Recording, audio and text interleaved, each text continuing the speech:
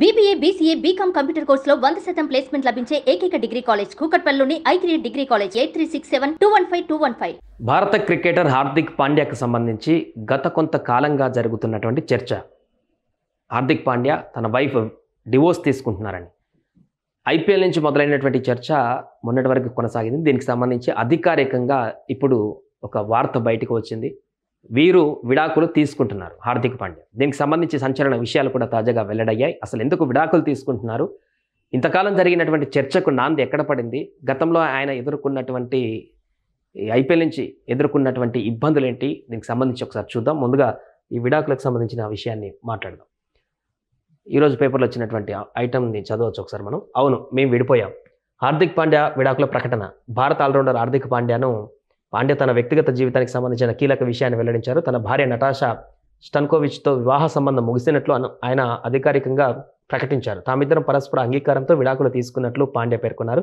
వీరిద్దరికి 2020లో వివాహం జరగ్గా అగస్త్య అనే 4 ఏళ్ల కొడుకు ఉన్నాడు. సెర్బియాకు చెందిన స్టన్కోవిచ్ మోడలింగ్ సినిమాలలో నటిస్తూ ముంబైలో స్థిరపడిన సమయంలో పాండ్యాతో పరిచయం ప్రేమగా మారి పెళ్లి వరకు వెళ్ళింది. గత కొంతకాలంగా పాండ్యా స్టన్కోవిచ్ మధ్య విభేదాల గురించి వార్తలు వస్తూనే ఉన్నాయి.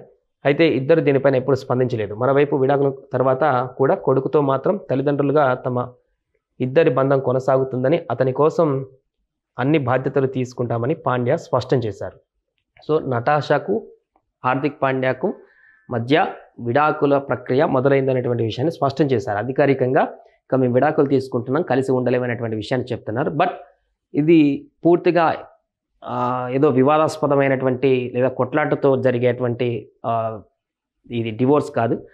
మాకు కొడుకున్నాడు, ఆ కొడుకు కోసం ఒక తల్లిదండ్రులాగా చేసేటువంటి ప్రక్రియ కొనసాగుతుంది. బట్ ఇండివిజువల్ లైఫ్ కోసం మా లైఫ్లో భార్యాభర్తలుగా కొనసాగేటువంటి అవసరం లేదంటూ కూడా ఆయన చెప్తున్నారు.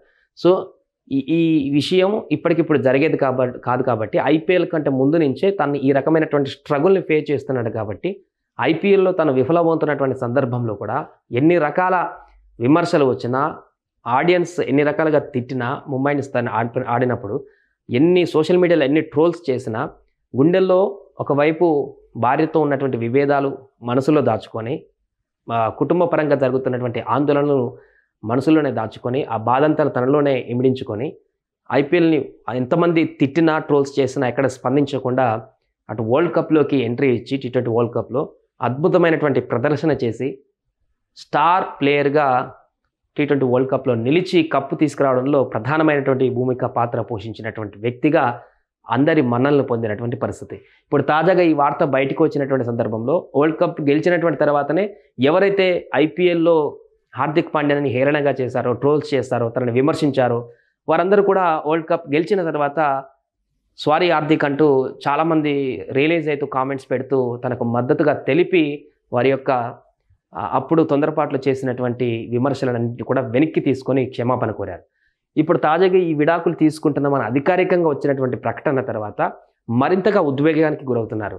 సో లోపల ఇంత బాధ పెట్టుకొని ఐపీఎల్లో ఆ రకమైనటువంటి విమర్శలను ఎదుర్కొని కూడా వీటన్నిటినీ దాటుకొని వరల్డ్ కప్లో అద్భుతమైనటువంటి ప్రదర్శన చేసి ఇండియా జట్టు కోసం తాను గుండెల్లో పడుతున్నటువంటి బాధలన్నీ కూడా అణుచుకొని అద్భుతమైన ప్రదర్శన చేసి కప్పు తీసుకురావడంలో భూమిక పోషించినటువంటి హార్దిక్ పాండ్యా పట్ల ఇప్పుడు మరలా అభిమానులందరూ కూడా ఒకసారిగా భావోద్వేగానికి గురవుతున్నటువంటి పరిస్థితి. ఈ రకమైనటువంటి సిచ్యువేషన్లో కూడా అన్ని విమర్శలను ఎలా తట్టుకోగలిగావు, ఏ విధంగా వారు చేస్తున్నటువంటి ట్రోల్స్ని తట్టుకోగలిగామంటూ సాఫ్ట్ కార్నర్లో ఇప్పుడు పాండ్యాకి మద్దతుగా ఇకనైనా నీ లైఫ్ని మంచిగా లీడ్ చేయి అంటూ కూడా తనకు మద్దతు తెలుపుతున్నారు. ఏదేమైనా కూడా వివాహ బంధం నుంచి వైదొలుగుతున్న సందర్భంగా ఆయన చెప్పినటువంటి స్టేట్మెంట్కి అభిమానులందరూ కూడా మద్దతుగా నిలుస్తున్నారు.